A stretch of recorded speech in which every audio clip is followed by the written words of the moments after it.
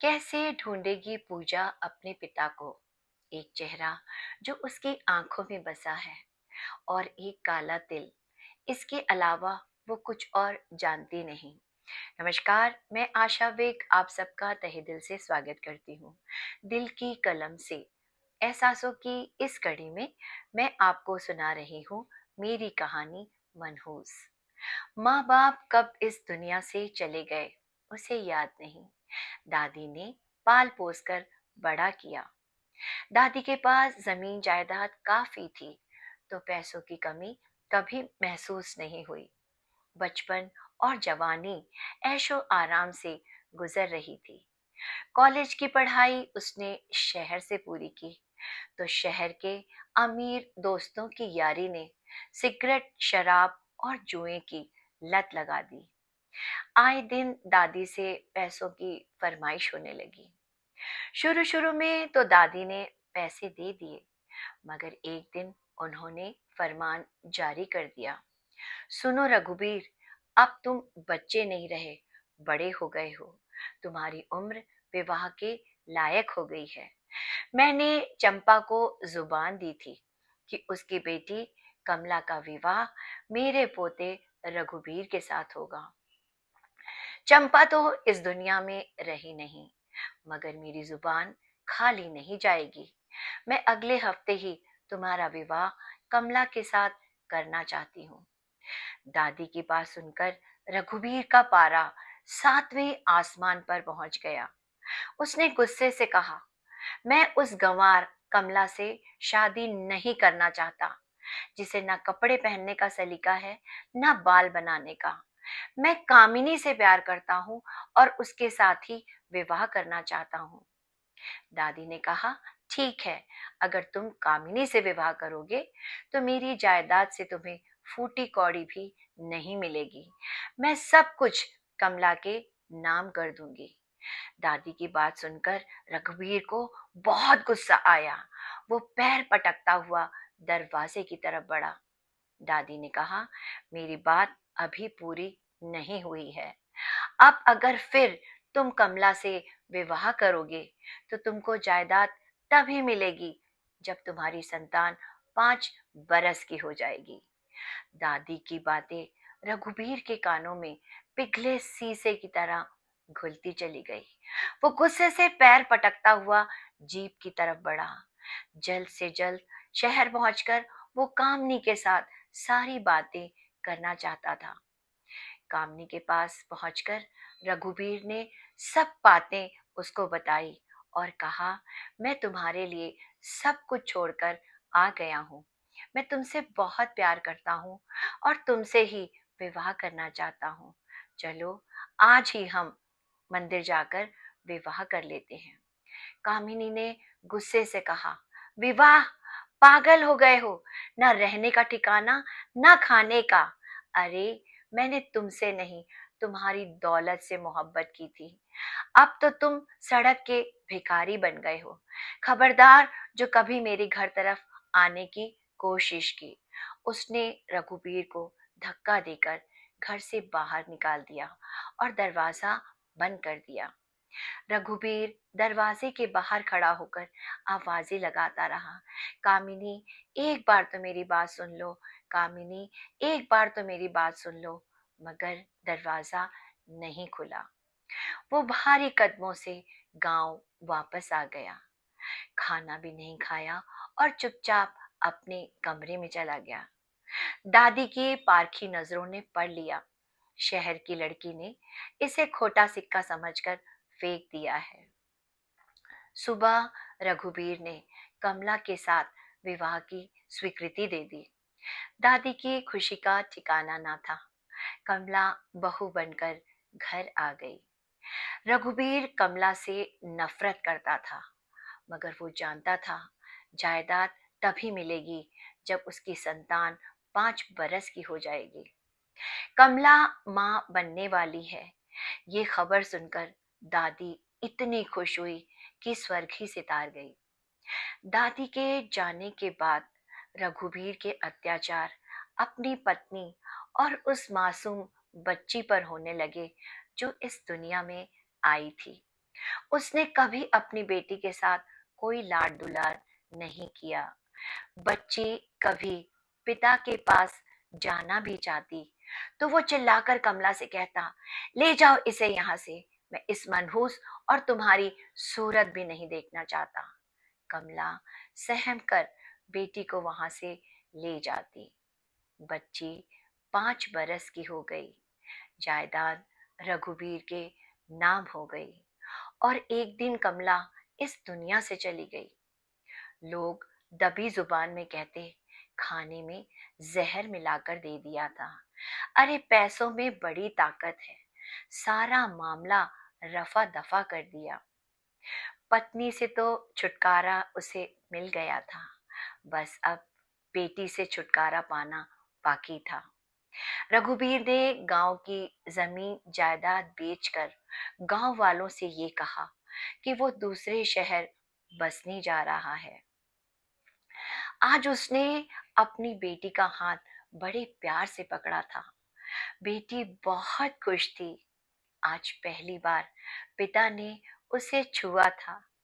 उसने अपनी उंगलियों को पिता की उंगलियों पर बहुत मजबूती से पकड़ा हुआ था और बड़े प्यार से पिता के चेहरे की तरफ देख रही थी। गोरा गोरा चेहरा और उस पे चमकता वो काला तिल।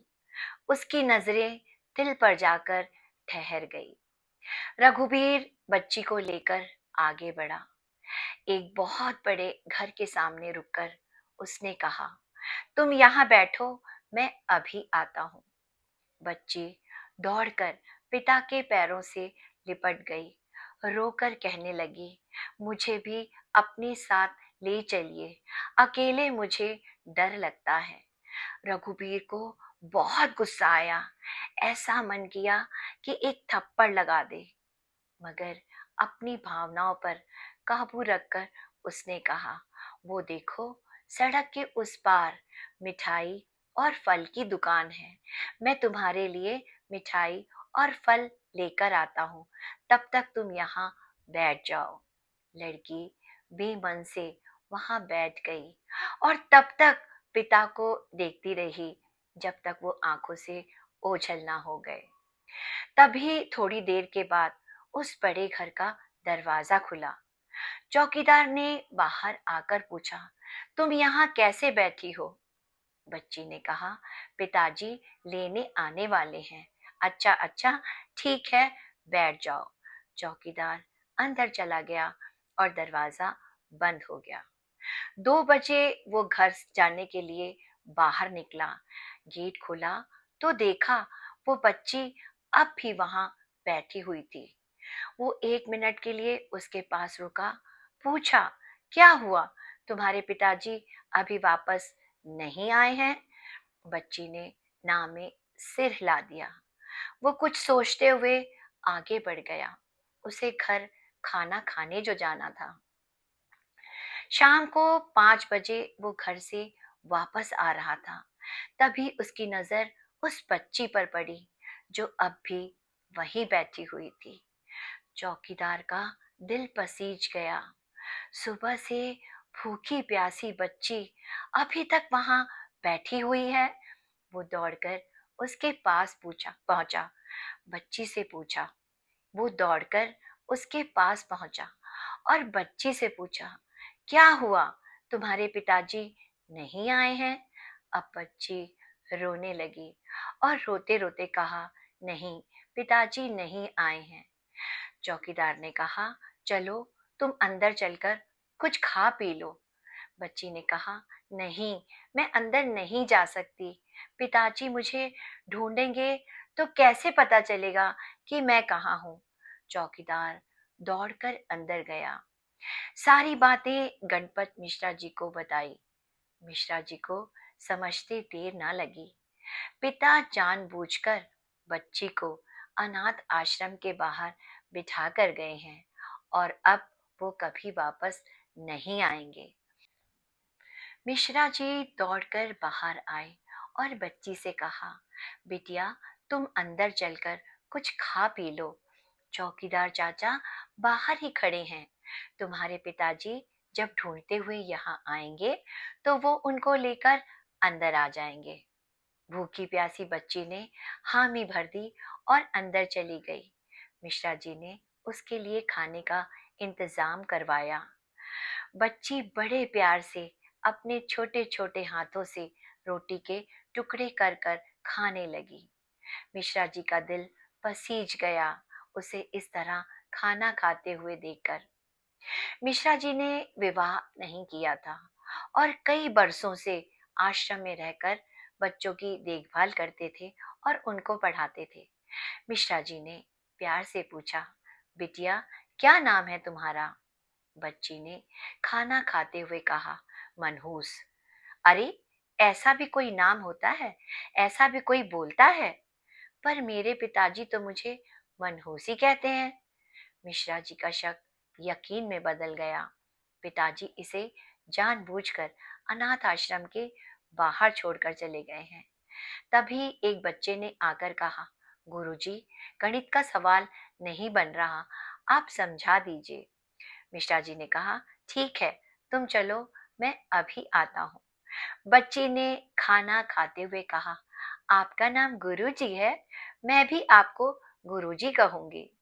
मिश्रा जी ने बड़े प्यार से अपना हाथ बच्ची के सिर पर रखकर कहा, नहीं, तुम मुझे गुरुजी नहीं, काका कहोगी, और आज से हम तुमको पूजा कहेंगे। पर मेरा नाम तो मनहूस है। नहीं, आज से तुमको सब पूजा ही कहेंगे। चलो मेरे साथ, मैं तुमको और बच्चों से मिलाता हूँ। कब रात हो गई पता न चला। पूजा की आंखें नींद से बोझिल होने लगी, पर पिता का भी इंतजार था। मिश्रा जी ने कहा, तुम मेरे पास यही मेरे कमरे में सो जाओ। पूजा और मिश्रा जी के बीच में एक अनजाना सा रिश्ता पनपने लगा।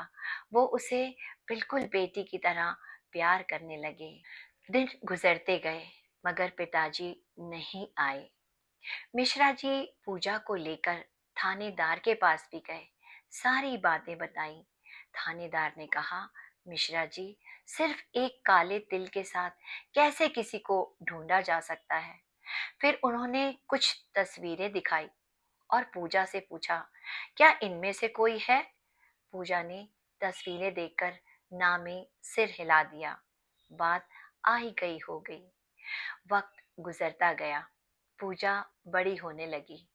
पूजा पढ़ने में इतनी होशियार थी कि बोर्ड परीक्षाओं में अव्वल दर्जे से आकर अनाथ आश्रम के नाम को रोशन किया। अपनी लगन के साथ उसने पढ़ाई की और आईएएस ऑफिसर बन गई। उसका तबादला दूसरे शहर में हो गया। उसने काका से कहा, काका, आप भी मेरे साथ मेरे शहर में चलिए। काका ने कहा, बेटा, मैं अनाथ आश्रम छोड़कर नहीं जा सकता। पूजा दूसरे शहरों से बार बार काका के पास मिलने आती थी और 24 दिसंबर का वो दिन जब वो पहली बार अनाथ आश्रम आई थी, काका ने वो दिन उसका जन्मदिन घोषित कर दिया था और हर साल बड़े प्यार से उसका जन्मदिन मनाते थे। आज फिर 24 दिसंबर था। पूजा अनाथ आश्रम काका के पास आई हुई थी क्योंकि वो उसका जन्मदिन जो मना रहे थे। पूजा अपने कमरे में बैठी हुई थी। काका ने आकर पूछा, पिताजी की याद आ रही है? पूजा रोते हुए काका से लिपट गई और कहा, मैं कैसी मनहूस बेटी हूँ जिसे पिता के बारे में कुछ भी नहीं पता। वो कहाँ हैं, कैसे हैं, कैसे ढूंढ पाऊंगी मैं उनको? काका ने पूजा के आंसू पोंछते हुए कहा, बेटी, अब तू चुप हो जा। आज रात को 8 बजे हम रेलवे स्टेशन पर गरीबों को कंबल बांटने जा रहे हैं तेरे जन्मदिन के उपलक्ष्य में। तू जल्दी से तैयार होकर नीचे आ जाना। पूजा ने हामी भर दी। वो तैयार होकर नीचे आई। कंबल लेकर वो सब रेलवे स्टेशन पहुंच गए। लैंप पोस्ट के नीचे बैठे हुए भिखारी कंबल लेकर बहुत खुश हो रहे थे। पूजा आगे बढ़ती जा रही थी। एक लैंपपोस्ट के नीचे एक भिखारी सो रहा था। पास वाले भिखारी ने बताया, मैडम, इसे भी कंबल दे दीजिए, पता नहीं कहाँ से आया है, कल से बुखार में पड़ा हुआ है। अरे, इसने जो चद्दर ओढ़ी है ना, वो भी मैंने ही दी है। अरे उठ जा, कंबल ले ले, देख, एक मैडम आई है, वरना ठंड से मर ही जाएगा। भिखारी ने बेमन से कहा, सोने दो मुझे, क्यों परेशान कर रहे हो? फिर उस भिखारी ने फिर से उसको हिलाते हुए कहा, अरे उठ जा, कंबल ले ले, उसके बाद सो जाना। भिखारी बेमन से उठा। लैंपपोस्ट की लाइट में उसका चेहरा साफ नजर आ रहा था। फटे चिथड़े कपड़े, सफेद बड़ी हुई दाढ़ी और माथे पर चमकता वो काला तिल। पूजा के हाथ कांपने लगे। उसने रोते रोते काका से कहा, काका, काला तिल। अब काका ने आगे बढ़कर कहा, आप कौन हैं और कहाँ से आए हैं? अरे भिखारी हूँ साहब। भिखारियों का भी भला कोई ठौर ठिकाना होता है, कभी इधर तो कभी उधर। अब आपने कंबल दे दिया है ना, मैंने ले भी लिया, आप आगे बढ़िए, मुझे सोने दीजिए। काका ने फिर बड़े प्यार से कहा, क्या आप यहाँ के रहने वाले हैं? ये बता देंगे तो बड़ी मेहरबानी होगी। भिखारी ने हैरान होकर कहा, आप कौन हैं? मैं आपको नहीं पहचानता। हाँ, ये सच है कि मैं इसी गांव का रहने वाला था, तभी तो वापस आया हूँ, ताकि जिंदगी की आखिरी सांस इसी गांव में लिख सकूं। मगर अब ये इतना बदल गया है कि यादें सिर्फ यादों में रह गई हैं। भिखारी की बात सुनकर पूजा ने आगे बढ़कर कहा, क्या आप सिर्फ गांव छोड़कर ही गए थे या कुछ और? भिखारी अब रोकर अपनी छाती पीटने लगा और कहा, मैं अपनी जिंदगी की अनमोल दौलत, अपनी बेटी को यहाँ छोड़कर चला गया था, वही जिसे आप मनहूस कहते थे। मगर तुम ये सब कैसे जानती हो? भिखारी हैरान होकर फटी आंखों के साथ उस युवती को देखने लगा जो उसके सामने खड़ी हुई थी। क्योंकि वो मनहूस लड़की मैं ही हूँ। मेरी बेटी, मेरी बेटी हो तुम। भिखारी ने अपनी बाहें फैला दी। पूजा रोकर भिखारी की बाहों में समा गई और रोते रोते उसने कहा, बाबूजी, मेरा क्या गुनाह था जो आप मुझे अकेला छोड़कर चले गए? अरे बेटा, तेरा कोई गुनाह नहीं था, गुनाहगार तो मैं हूँ, तेरी माँ का और तेरा। तेरी माँ तो इस दुनिया से चली गई, उससे माफी मांगने तो मुझे ऊपर ही जाना पड़ेगा, मगर हो सके तो तू मुझे माफ कर दे। कुदरत ने मुझे मेरे किए की सजा दे दी है। पूजा बाबा से लिपटकर फूट फूट कर रो रही थी। फिर उसने कहा, चलिए बाबा, अब घर चलते हैं। उसने हाथ का सहारा देकर पिता को उठाया और आगे बढ़ने लगी कार की तरफ। आज उसके साथ एक नहीं, दो दो पिता थे। मनहूस कही जाने वाली बेटी ने आज फिर पिता की किस्मत के सितारे को चमका दिया था। भिखारियों की आंखों में आंसू थे और उनकी तालियों की गड़गड़ाहट दूर तक गूंज रही थी। बहुत जल्द आपसे फिर मुलाकात होगी, तब तक के लिए नमस्कार।